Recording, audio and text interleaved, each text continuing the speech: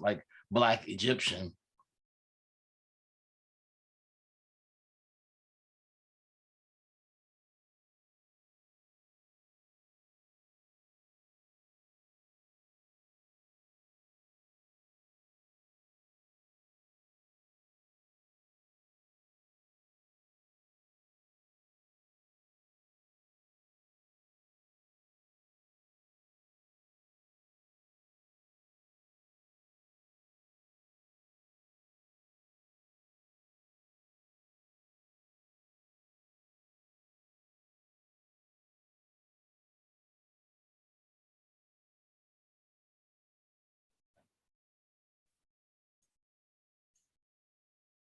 Can't hear you, Centel.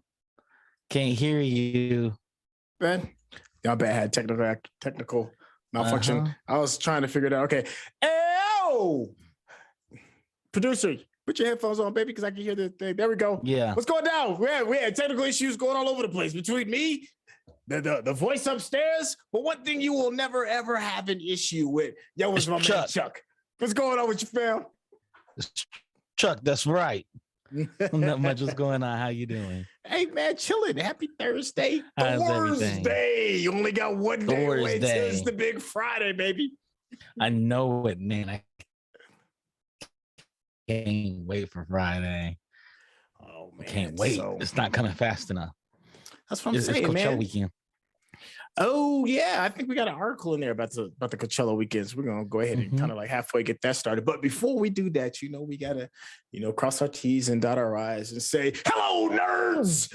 Welcome to GeekBeast. This is your daily rundown of geek news for geeks that look like you, geeks that look like me, and geeks that look like you already been introduced to Chuck. Yo, this is a highly melanated show, ladies and gentlemen, and we cover the geek news beat, everything from Twitter to Facebook to Reddit. If it is hot, we're gonna talk about it. We're gonna give you a perspective that's gonna be a little bit different than the normal ones that you pop up on. So we're gonna cover a lot of news and stuff. It's how's the best way I should say? This isn't like really vetted news. This is more for entertainment and opinion. So don't be, walking around. Speak for yourself over there, Centel. Don't be walking around the cooler telling your boss what Chucky done told you about Elon Musk's exactly what you takeover. Need to do. Be careful. Don't get fired now. This is all for loans. Hey, they would have done it, Centel. We said on Monday, I'll quote you on Monday, Elon Musk refused taking a seat.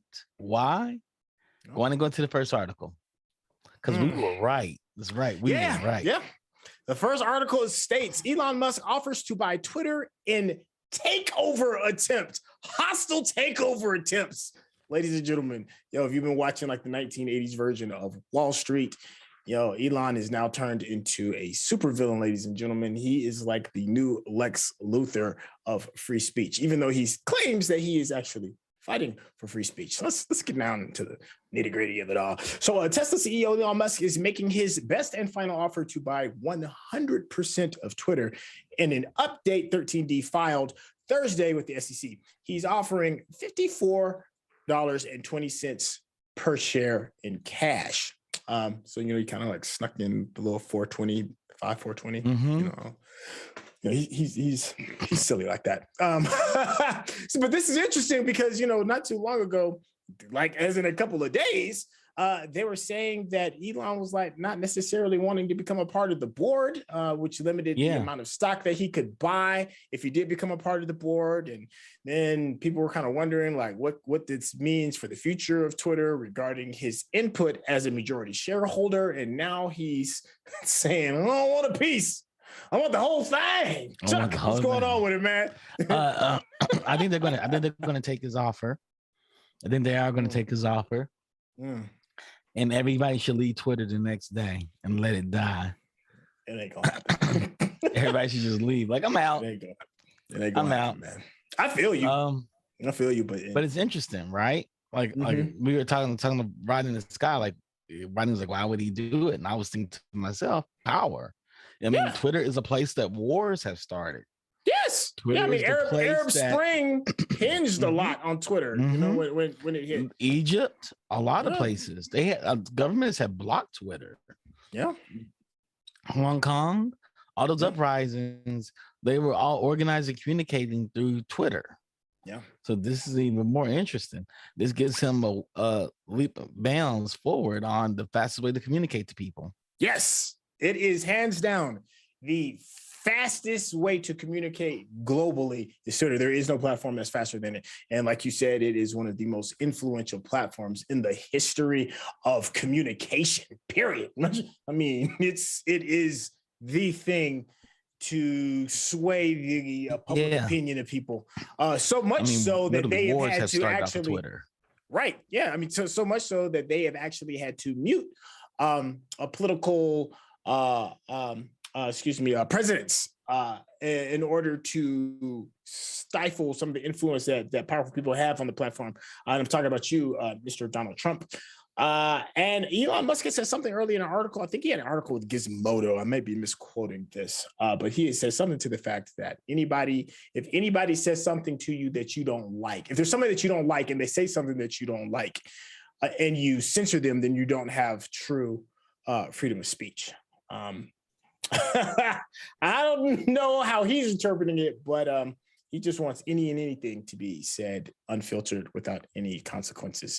Do you think that type of thinking is going to have, what kind of influence do you think or impact do you think that's going to have on Twitter if he does happen to be the sole owner of it? I think he's gonna allow anybody and everybody to have a form of a place and a form of speech there, and I don't think he's gonna correct it. I think I'm kind of okay with that. Okay. Okay. Let's say that tongue in cheek, because we can come back. You have to come back, combat anything, and if people fall for the okie doke, just let you know where they stand in the first place. I don't want my enemies to remain silent, pretend to be my allies. I understand that. I need my enemies to pronounce themselves as enemies, and so I know how to maneuver around them.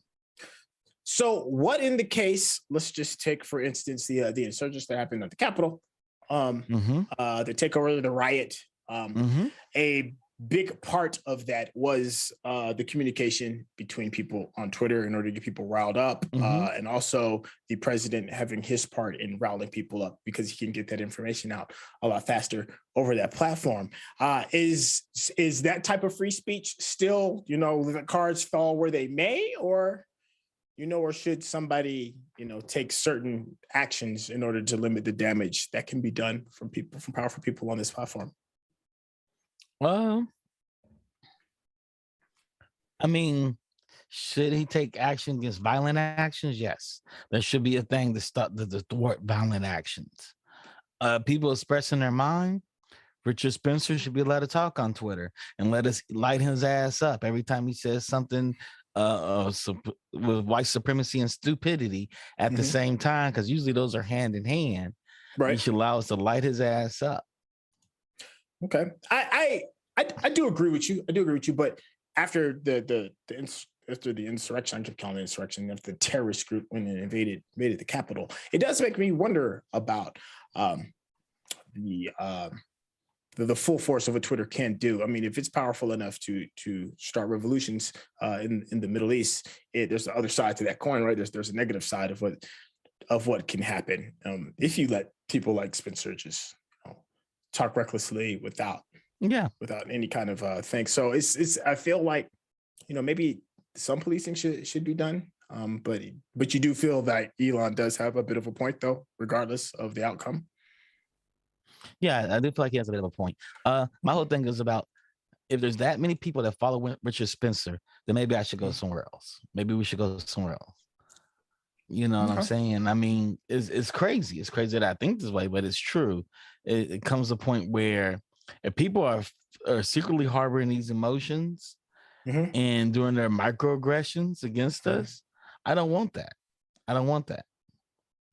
Because that's one email away from getting a raise, one email away from closing on a house. I need to know who these people are out and outright so I can avoid them. Okay.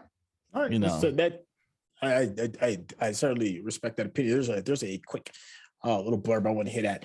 He said Musk gave a free live TED talk where he talked about his goals for Twitter as well, saying he isn't in for the money, expressing a belief that Twitter should open source the algorithm, which is interesting, and describing how he thinks Twitter's long-awaited edit button should work. So how are we feeling about that? Like people being able to say one thing, regardless of the backlash or the praise, and then going back and able to edit something that was initially unchangeable. How do I feel about them? I like it. I like the fact that the people can go back and edit it, but they should keep a history of the edits, though. All that should have history. All that should be maintained. And you don't want people going back, changing stuff they said and meant to say, and then say, I didn't mean it that way. Kind of like, Kim saying that she was misquoted when she told women to go out there and learn how to work harder. And she said she was misquoted. And everybody saw it on camera and was like, nah, you were not misquoted. You were exactly quoted. He brings up another interesting point, and that is open sourcing some of the code. That's interesting. Well, at least the algorithm. Maybe you can express a little bit more. I am against that, because that's against open sourcing the code. Because what he's going to do is allow everybody to create their own network. So, for example, that group, that white supremacist social network that Donald Trump wanted to make, now he'll have the code to do so. Okay. He'll have 20 years worth of code built on top of itself to do so. And I'm against that. If you want to create that network, you figure out how to hire some coders to build that for you. Well, I guess the only time will tell. I don't know when we'll find out if he is going to officially do this hostile takeover or buy out all of the percentages. And I guess we will see how this all unfolds. Yeah, we'll see how it all unfolds. It's going to be interesting. All right, just one more thing before I switch gears. If there is another platform that you would recommend that has, I guess, a relative closeness to the functionality of Twitter, where would you send people? Where else would everybody go? That's a good question. Where would people go? I don't know. Right? I don't know where people would go. Where do you send people? That's the thing. Hey, that's a good question for the chat, and also people on Restream, because you can pop it into the questions as well. Where are you going to go if Twitter is not the spot for you? Where do you go? Where do you go? Where do you go? Because where do you go? You go to Facebook, you go to Instagram, you can go to TikTok. Those are not communication. Those are not message assist services. and they're like Twitter is toxic, but it's a different kind of toxic than Facebook toxic. Facebook is a whole, it's a different kind of echo chamber. Like it's just it's a swamp. And Instagram, no, not really. TikTok is more for quick 30-second blurbs. Reddit is dope, but it's not in the same format as far as speed is considered. It's a message board. It's not that. Big shout outs to the Funk. Hey, just give y'all a heads up if you happen to be listening to this on the Restream. One of the great things about this show is that you have access to us. You can come in here, come into the chat, ask a couple of questions, and we will hit you up, just like I'm about to do right now. Hey, y'all pay attention. Look at this. The Funk. He says, unfortunately, there is no good substitute. It certainly isn't Mastodon, because that silos communities and doesn't offer the same kind of random discovery. And Defunk also goes on to say, so it's harder to find the viral Twitter main character of the day. Yeah, that's true. I mean, there's just big communities that's on Twitter that you're going to hate to see disappear. Like a community within itself that's in the ether is, Black Twitter. And I would hate to see Black Twitter leave, because it's so much fun. Oh my God, Black Twitter is just a trip. And then of course there's a million other different communities. That's just the one that I closely associate with. God, I would hate to see it disappear. I guess we'll see. But yeah, hey, Elon is still.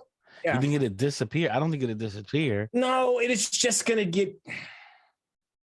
It's not gonna be the same. I just feel like it's gonna be infested. I feel like it's gonna be sick or something. It's gonna have some kind of weird cold that we can't shake, and It's never going to be the same. You know how MySpace was one thing when we first hopped on it, and now it's like a music platform. It was like a totally different thing. Yep. It says it has the name MySpace, but it's not really MySpace anymore. You know, I feel like that. Or Black Planet. You remember Black Planet was just the place to go. Planet. But it's not really that anymore. It's definitely not that anymore. Yeah. See that's what I'm talking about. The name will be the same, but it won't feel the same. Won't feel like the same place. Yeah. Do we really want it to feel like the same place though? I don't know. I might be, you know, in the moment of not wanting to change, the inevitability of change. And, you know, who knows? Maybe it could be better. Maybe we were just way dooming and glooming it too much. And yeah, maybe.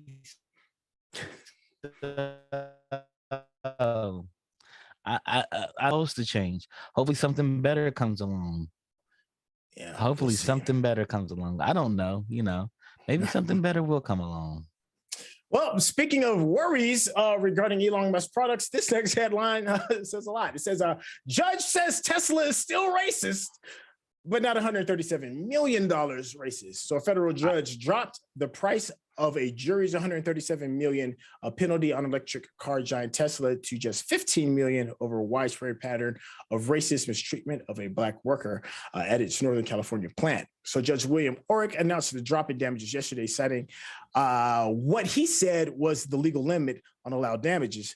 But the judge stood by the jury's decision. So Orrick noted in his 43-page decision, goodness, 43 pages, that there was ample evidence of racial harassment at the Fremont, California factory, and that managers did little to punish or stop the flow of racism toward the employees. Where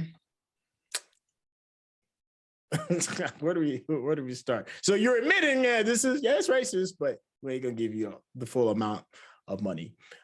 But yeah, you're right. We're just not gonna let you get paid. That's just so messed up. Yeah, that is called that's Elon Musk throwing money around to protect money. That's horrible. Now, in case you're wondering what the racist act was, so the original case was brought against Tesla by Owen Diaz, a black man who had worked at the plant as an elevator operator for 9 months in 2015 through 2016. And during the trial, Diaz said he had been repeatedly called racial slurs by coworkers and supervisors. His coworkers also drew racist caricatures and racist symbols like swastikas around the plant, and managers did little to stop the abuse. Yeah. See. Yeah, that is beyond crazy. That's violent racism. And $173 million is probably not enough to charge that plant. That plant should be on eggshells and almost broke right now. But, you know, it's America. And, you know, those races against usually Black folks doesn't affect anybody but Black folks. So nobody cares. So Orrick said in his decision that the original $6.9 million in compensatory damages was excessive. And the $130 million being called racial slurs because you operate an elevator is excessive. I'm helping you get to your floor. I'm operating an elevator and you're making racial slurs at me. We know what racial slurs they were saying. We don't have to pretend. He also said the $130 million punitive damage was unconstitutionally large. The judge they called him all kinds of niggas. That's what they did. The damage is only. He said the judge did reject Tesla's argument that the damages were only worth $300,000, saying that the harassment Diaz faced was not just run-of-the-mill, short-lived banter. See, here's the thing: like the purpose of the fine is to make you uncomfortable enough for you to exert change within the company, within the culture. Yes. So. If $130 million or however much that they said there was initially go, $137 million was enough to make a $1 billion company uncomfortable enough to change their policies drastically so that this doesn't happen again, then that is the purpose of this. That is the purpose of this. That is exactly what it is. Making it something that they could just pull out of their sock and never mind it defeats the lesson that needs. It does defeat the lesson. So that seems very silly to me. That's what you said there. It's like the woman that spilled the 127-degree coffee on it from McDonald's. Mm-hmm. You know what she got paid? the profit made at McDonald's for a day worth of selling coffee. Did you know that? One day. No, I didn't realize that's what it was. So they paid her what? I think they paid her what like $11-12 million. That's one day of McDonald's selling coffee in North America. Wow. And so they really just pulled that out their pocket. Yeah, they pulled it out of their pocket. And then they turned around and countersued her. And that woman went completely broke and bankrupt. Wow. Well, welcome to America, where your problems can be just solved with money. Hey, speaking of things that can change things up and using money in the correct way, Fortnite always has a really fun way of making their platform fun. Everything from museums to historic events to concerts, and now they're bringing Coachella to Fortnite as well. So I don't think they'll bring all the Coachella.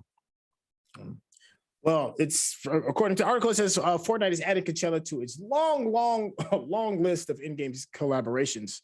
So the annual music festival announced today that it's partnering with developer Epic Games to release Coachella-themed skins and in-game features for its first foray into gaming. So it's looking like you could just get Coachella gear. Okay. Well, okay, maybe there's more to it. So Coachella will release 2 series of skins to coincide with the weekends 1 and 2 of the music festival, beginning April 14th and April 22nd. The outfits inspired by the Coachella style react to music playing in the game. Okay, that's a little more interesting. In addition to the skin, Coachella will also do a takeover of the in-game Icon radio, and players will be able to listen to the music by over 30 artists from this year's festival lineup while in Fortnite vehicles. Okay, I mean, that's about on par with what you would expect. I want a concert. I want that Ariana Grande stuff. They cheating me. Y'all cheating me, son. Y'all cheating me. Give me the Ariana Grande. Yeah, I mean, you bounce around and be Ariana Grande for a day, I guess. That's right. I want to bounce around and see her grow, and I want to see that of all the stars, Billie Eilish, everybody at Coachella. Make it happen. At first, when we first read it and they were just talking about just the skins, it sounded kind of boring. But now that the skins kind of like react to the music, that sounds kind of cool. And then have that is kind of Coachella music like piped into the game.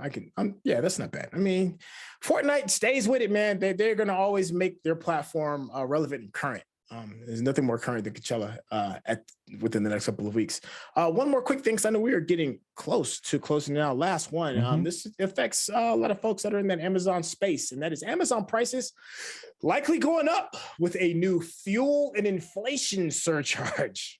Fuel and inflation. Amazon is looking to offset costs to third-party sellers in the U.S. resulting from soaring inflation and fuel prices.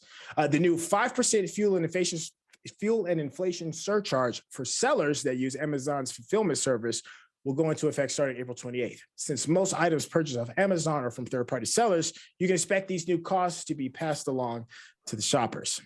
So 89% of Amazon's money.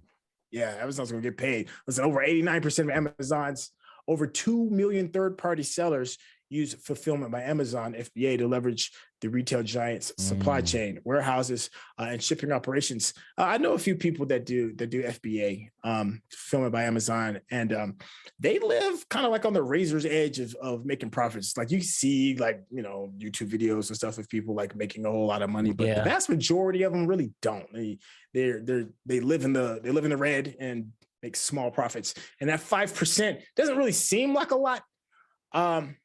But it can be a lot. It can be all your profit. It can. It's going to really hurt a lot of people. And like the article says, is you'll probably feel that extra cost within your purchases. So it's going to come to you. We're going to end up paying for that as well.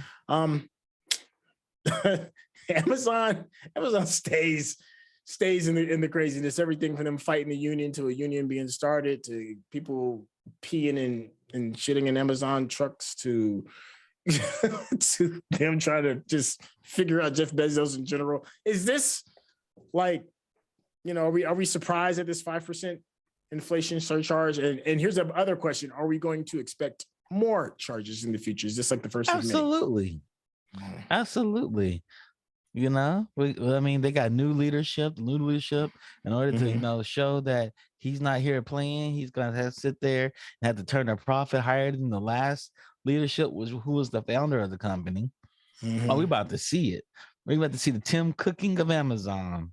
Here's the other thing. Like if those gas prices do go down, and inflation happens to be corrected, which it's not, but let's just say things aren't as crazy as they are now. Will they remove that surcharge? No, they're not going to remove it. Nothing is removed from a company making money.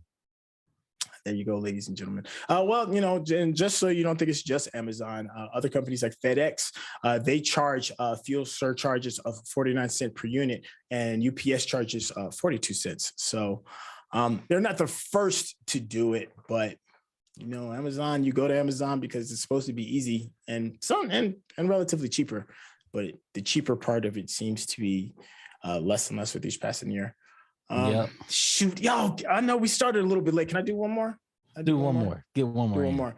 And this is interesting too, and it's dealing with DC Entertainment. And DC Entertainment they're having a new overhaul eyed by the new Warner Brothers Discovery conglomerate that's buying up all of this stuff. But here's the thing: before the merger closed, what the CEO David Zalsoff vetted candidates with experience in creating a nurturing blockbuster intellectual property with a goal of potentially finding someone to serve as the creative and strategic czar, similar to what Marvel has in Kevin Feige.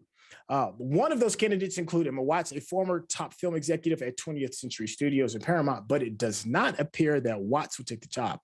One insider suggested that Zalzov was less interested in finding a creative guru and more eager to hire someone who had the type of business background needed to keep all the different factions at DC working more harmoniously. If there is anybody that you would want to kind of like be the next Kevin Feige for DC, is there anybody that pops up?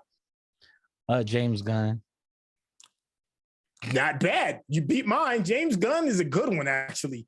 I was going to suggest not have Zack Snyder be the director, but at least have him, think out some of the quirks within the universe, and then kind of like unify everything. But I think your suggestion is way better than mine. Way. I would take James Gunn over Zack Snyder. How about y'all in the chat? Anybody that you think could be the next Feige for DC? I know I was saying behind the chat, it would be fun to see Tarantino just absolutely destroy the DC universe in his twisted mind. James Gunn is a good choice, said by the voice in the sky. Yo, Defunk, I know you always got some gems up your sleeve. Hey, Sleepy Eve, hey, what's up? Welcome to the party. Is there anybody that you would want to kind of like wrangle the craziness that's been going on in the DC universe? Let's see. The article also says Discovery insiders believe that although DC has achieved cinematic success with recent films such as Aquaman and The Batman, it lacks a coherent creativity and brand strategy. Discovery believes that several top shelf characters such as Superman have been left to languish and need to be revitalized. I agree with that completely. Sleepy Eye, yo, what's cracking? Sleepy Eye says, I have somebody else who I can think of too. Let me Sleepy Eye real quick. Sleepy Eye said they need to focus on artistic unification over business unification right now. Yeah, I'm with you on that. Chuck, what you got? What else you got in there? Taika Waititi. I'll give it to Taika Waititi. I hear he's got a really good show on HBO Max. What is the Flag of Death or Death? Our flag means death. Yeah, or something like that's a pirate show. Here's supposed to be really good. Horrible. He is funny. I haven't seen it yet. It's bad. It's bad. Mm-hmm. Okay. It's not bad. It's loosely based on a true story, but it's okay. It's okay. It hasn't moved me yet. I'm still watching. Okay. I'm still watching, trying to get into it. And I think he would do a good job. He understands story. He understands comic books. I wouldn't have thought about Taika Waititi. Sure, why not? I mean, Ryan Coogler. But that would be blasphemous for him to turn his back on Marvel like that. And also, I'm very biased towards Ryan Coogler. I mean, we watched two grown men poo all over Star Wars and Star Trek. I mean, they can't even. I halfway say Justin Lin. You get Justin Lin DC, it'd probably be better. Well, you definitely have some good action sequences. I'll say that. Give Justin Lin. Give it to Justin Lin. You'll have some good action sequences, and some unbelievable scenes. Be amazing to watch. I would watch it. Yeah, I would. I mean, I think everybody would absolutely watch it. Now, I don't know if he's the Feige type, but I would absolutely watch it. I would say that. Guy Ritchie. Steve said, "I feel this humor is better suited for Marvel." Yeah, Guy Ritchie. That's not terrible. Mm-hmm. It'd be the best Batman movies we would ever see. Maybe. I'm gonna say that. I don't know. I'm still thinking here. Well, we can chew on that for a little bit later because I know we have been burning the candle on both ends on this Thursday. I know George R. R. Martin. Because then the series would never be finished. It would never be finished, and we would just be left with a spineless series, just like it currently is right now. No, it would be an unfinished project. Hey, but one thing that is not going to remain unfinished is this show, because we are about to sign off, ladies and gentlemen. This is going to conclude the new segment of our show. Thank you so much for tuning in. Big shout outs to these amazing co-producers. I absolutely love you guys. Rodney, Chuck, Voice in the Sky, co-host extraordinaire. Let's see what else is going on. GeekBeast is now podcast for as well. So if you missed our live stream, just put your pods in, listen to us in traffic. We're on Apple Podcasts, Spotify, Google's podcast system, you name it, we're on it. Subscribe, hit those thumbs up, massage the proper algorithms. If you're on other visual platforms such as Facebook and or Twitch and or YouTube, like now, all you have to do is type in that platform today / Geekish Network. You will be right there ready to go. Our old school cats that was on Twitch, I know it's a gaming stream and we are going to return back to gaming. We're also going to return back to other various forms of projects like cooking shows and charity streams as well. There's a lot of cool things lined up. So please make sure you use your Amazon Prime account so that you can sign to us using Prime Gaming. It costs you nothing, helps us out tremendously. Let's see who else, what's going on. Today is Thursday. Tomorrow is going to be our happy hour show. So you can come, throw a couple back with us and then enjoy all of this geek talk. And let's see what else am I missing? I know I'm missing something. Oh, Chuck, help me! I lost the reason for a second. Shout out, this one click. I'm so sorry. Oh, excuse me, yo. You see the border that's around here and all this beautiful graphic design. Yeah, that's Digital Click. That's what they do. They make us look good. We use them. You should use them too. Everything from graphic design to marketing strategies. They got you covered.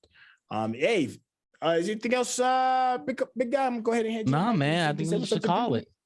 All right. Well, thank you all for enjoying this beautiful Thursday. Yeah, peace.